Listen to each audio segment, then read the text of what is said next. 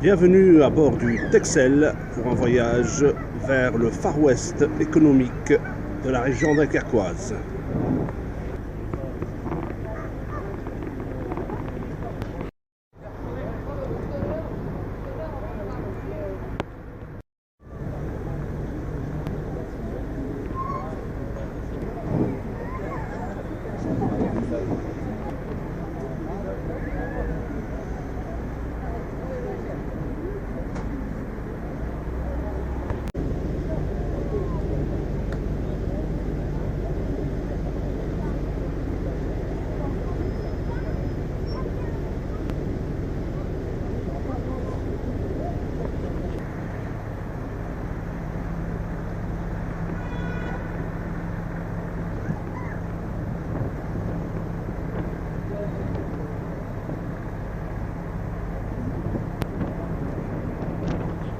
Messieurs les enfants, tout d'abord bonjour à tous et donc bienvenue à bord du Texel. Bon, tout d'abord je vais vous faire une petite présentation du bateau. Le Texel c'est un bateau qui a été fabriqué aux Pays-Bas en 1998. Alors, le Texel fait 26,50 m de long pour 5,75 m de large. Bon, bien sûr le bateau est équipé de toilettes pour votre confort, ainsi qu'un bar. Si vous désirez un rafraîchissement ou quoi que ce soit durant la croisière, eh bien n'hésitez pas à me solliciter au bar. Bon, pour des raisons évidentes de sécurité et de confort pour tous les passagers, il est strictement interdit de fumer à bord, même sur le pont supérieur.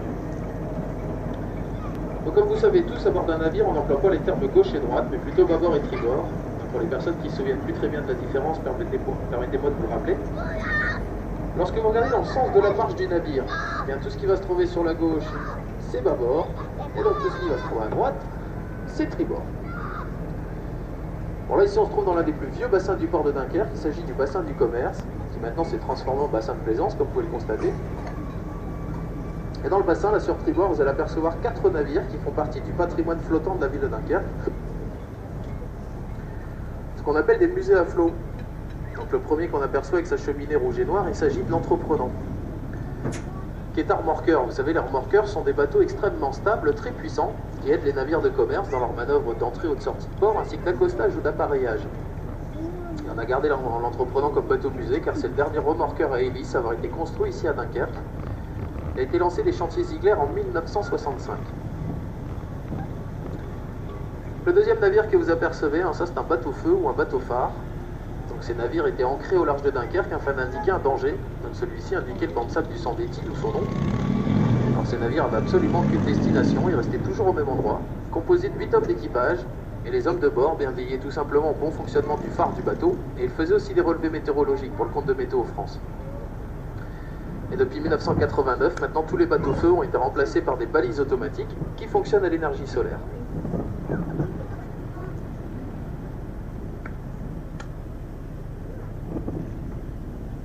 Bon, la Duchesse Anne envoyait ce grand voilier à 3 mâts carrés, lancé du port de Brême en 1901. La Duchesse fait 92 mètres de long. Et au départ, c'était un bateau-école, qui servait donc à la formation des futurs officiers ou sous-officiers de la marine marchande allemande. Donc il y avait l'équivalent de 200 cadets qui apprenaient les rudiments de la navigation à bord de ce navire. Et la Duchesse a été offerte à la France en dédommagement de guerre. Donc tout d'abord, elle est partie en Bretagne, d'où son nom, la Duchesse Anne. Et en 81, on a voulu la détruire et la ville de Dunkerque a trouvé ça dommage. Donc à l'époque, on l'a rachetée pour 1 franc symbolique. Et il y a donc une association de bénévoles qui s'est créée et qui s'est donc empressée de la rénover pour en faire ce que c'est devenu, un bateau-musée. Et ensuite, vous allez apercevoir une péniche qui a été transformée en salle d'exposition. Donc à l'intérieur, vous avez une expo photo qui s'appelle Au fil de l'eau et qui rappelle un petit peu l'importance de la batellerie, ainsi que la vie des bateliers. Alors tous ces navires dont je viens de vous parler sont visitables grâce au musée portuaire, qui est le bâtiment en briques jaunes derrière la Duchesse. Et autrefois, ce bâtiment, c'était un entrepôt de tabac au 19e siècle.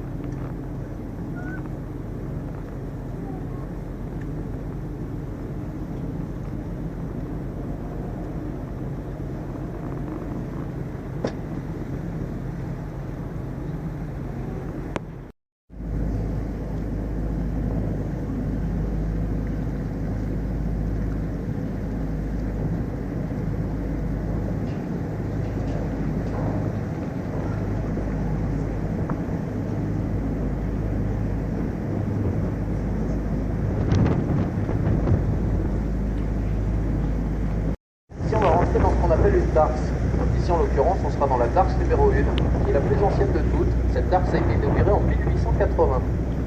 Donc pour vous expliquer, vous voyez, les Darses sont de grands bassins rectangulaires qui vont donc avec les municipalités avoir pour projet d'intégrer les bassins de l'arrière-port dans le centre-ville de Dunkerque. Donc là, ici, le bâtiment rouge qu'on a ici sur Bordeaux, c'est une ancienne voie au sud du 19e siècle, qui est complètement rénové. Ça a été inauguré la semaine dernière. Les 5 bâtiments identiques qu'on a ici sur Tribord, ce sont des constructions récentes, et du littoral. Et les bâtiments qu'on a ici sur Baba, vous apercevez des mouettes ainsi que des graffitis, etc. Eh bien, ça sont d'anciens entrepôts de laine et de coton qui ont été offerts à des associations d'artistes. Donc à l'intérieur de ces bâtiments, vous avez différents collectifs qui s'expriment à l'intérieur de ces locaux. Donc là, nous sommes partis pour visiter le 3e port de France. Il faut savoir que Dunkerque est classé au rang du 3e port français depuis plus d'un siècle. En comparaison, premier port de France, Marseille, le 2e, Le Havre, et donc le 3e, Dunkerque. En revanche, Dunkerque est le premier port de France pour ce qui est importation de minerais de fer, de charbon, ainsi que de fruits et de légumes empaquetés, spécialement des bananes et des ananas qui nous viennent tout droit de Martinique et de Côte d'Ivoire. Pour le port ici à Dunkerque est scindé en 2 parties. Tout d'abord, vous avez la partie est, dans laquelle nous nous trouvons et que nous allons visiter, qui est la partie la plus ancienne. Et ensuite, vous avez la partie maritime de plus de 17 km, ce qui représente quand même la moitié du littoral du département, qui s'étend sur à peu près 7000 hectares. Et chaque année, on va dire qu'il y a plus ou moins 6500 habitants.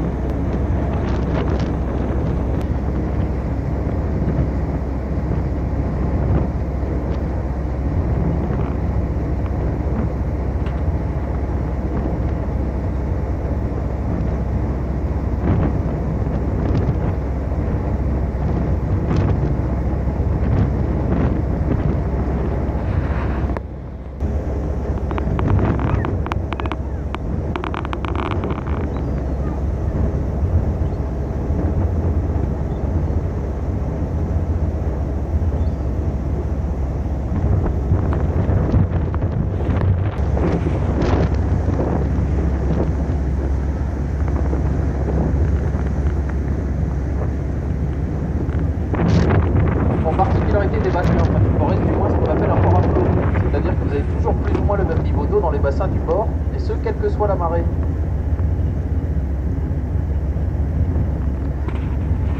Car vous savez tous qu'ici en mer du Nord on subit les marées, et donc afin d'éviter que certains bassins soient complètement à sec lors de forts coefficients de marée, ou plus simplement pour retenir l'eau dans les bassins, on a construit des écluses.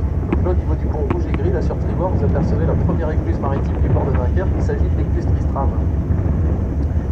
Inauguré à la fin du 19e siècle. Bon. Et dans le fond de la Darse 3, là sur Baba, vous avez une partie de la flotte des remorqueurs dunkerquois. Donc ici à Dunkerque, on a 7 remorqueurs. Juste après Tristram, la grande tour blanche que vous apercevez, eh bien ça c'est le phare de Dunkerque, ça s'appelle le phare de Wismar. Alors ça c'est le plus haut phare de la région, 59 mètres de haut. Il a été construit entre 1800 1838 et 1800 courageux quand même pour être gardien de phare ici à Dunkerque, parce qu'il y a quand même 276 marches à monter pour arriver tout en haut du foyer. Et l'horizon est classé monument historique aussi.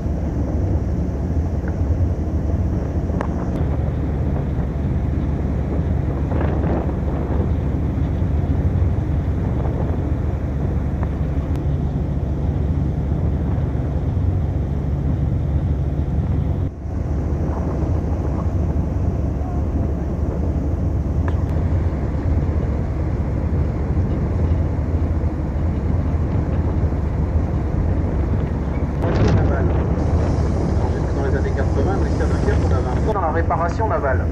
Il faut savoir qu'on a une excellente réputation internationale à ce niveau-là. Il y a à peu près une centaine de navires qui viennent chaque année ici à Dunkerque pour être faits. Bon là malheureusement, comme vous pouvez constater, on n'en a plus. Et pour réparer des navires, c'est pas évident de structure pour mettre les navires hors de l'eau. On a tout d'abord ce qu'on appelle des cales sèches. Donc là ici on est en train de plonger la forme 6 autonome de Dunkerque. Pour le principe d'un dock flottant. Lorsque vous ballastez, c'est-à-dire remplir d'eau les parois du dock, il sera pour effet de couler. Une fois que le dock sera immergé, vous faites rentrer le navire entre les parois de celui-ci. Ensuite, on va saisir le navire, on va l'attacher, et à l'aide de puissants pompes, on va vider toute l'eau qui se trouve à l'intérieur des ballasts. Et ça aura pour effet de remonter le dock avec le navire qui sort pour l'accueil d'un prochain navire. Et un dock de ce gabarit peut supporter des navires de plus de 50 000 tonnes.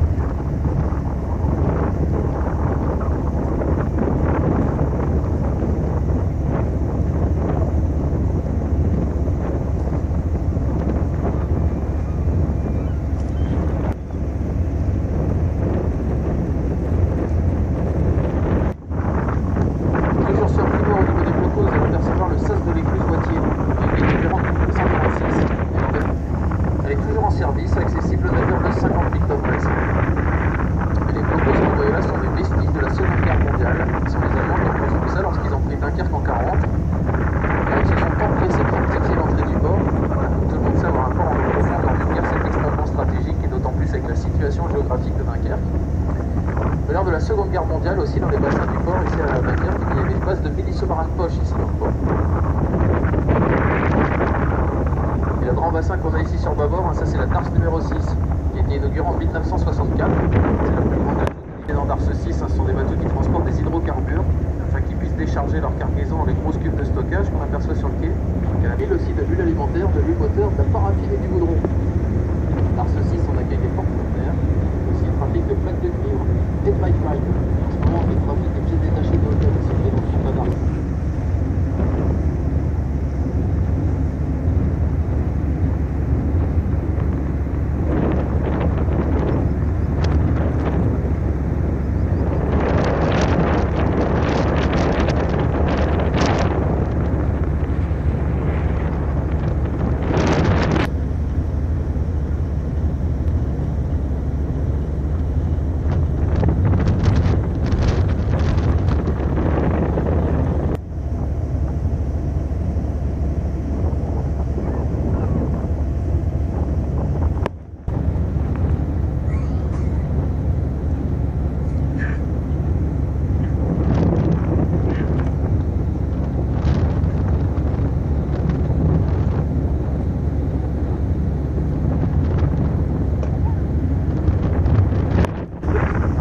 Décharge au niveau des portiques bleu et orange qu'on a ici sur bâbord. Il s'arrête à Marseille, ce qui est plus logique. L'usine qui se trouve ici sur bâbord, ça c'est la première raffinerie qui a été implantée dans le port de Dunkerque en 1922. Bon, elle a été pilonnée et complètement rasée lors de la Seconde Guerre mondiale, et on l'a reconstruite dans les années 50. Et depuis une trentaine d'années maintenant, cette raffinerie est spécialisée dans la production de lubrifiants de bitume. Et elle s'appelle la SRD, la Société de Raffinage de Dunkerque. Anciennement PP.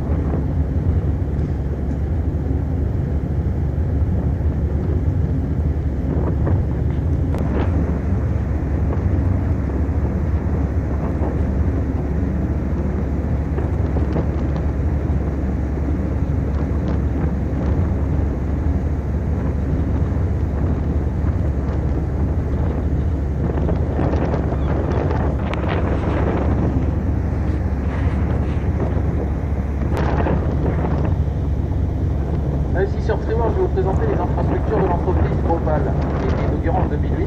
Et la fonction d'Hydropal, ça sera de séparer l'eau de ses déchets. Ici Ici, les déchets d'un calme sont majoritairement des hydrocarbures, du minerai de fer ou du charbon. Et une fois que l'eau est complètement purifiée et nettoyée, elle sera rendue à son milieu naturel.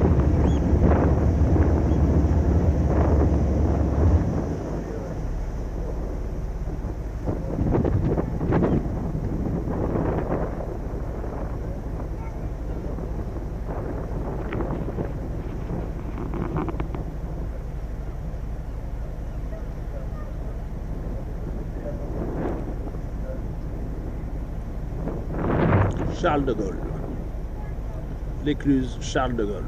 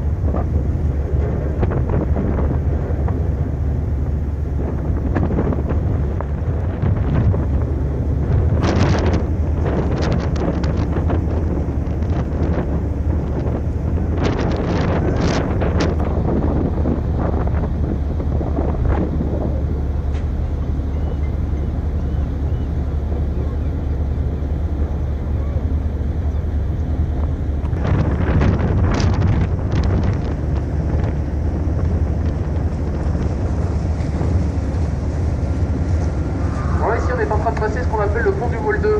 C'est un pont tournant qui est consigné à certaines heures de la journée pour la circulation routière.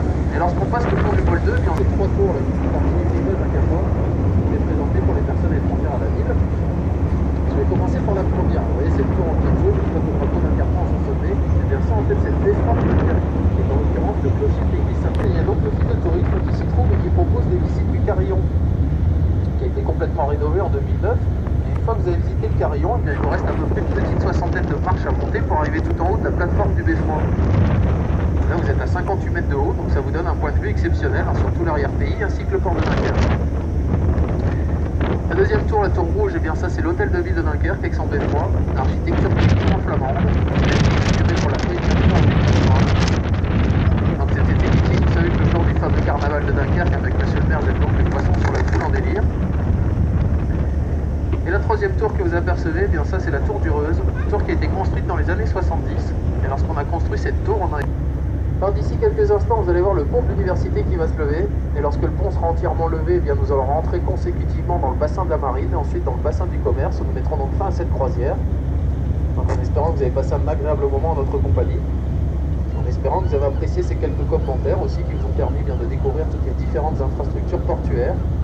Ils sont personnalisés en fonction du trafic.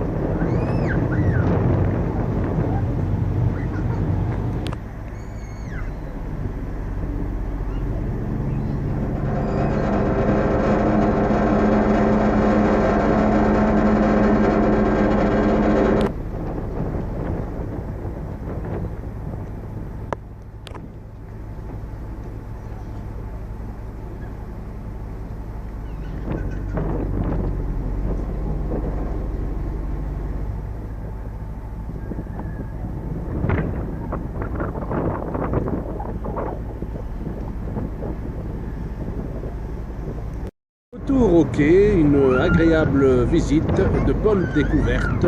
Merci à l'équipe du Texel et à très bientôt.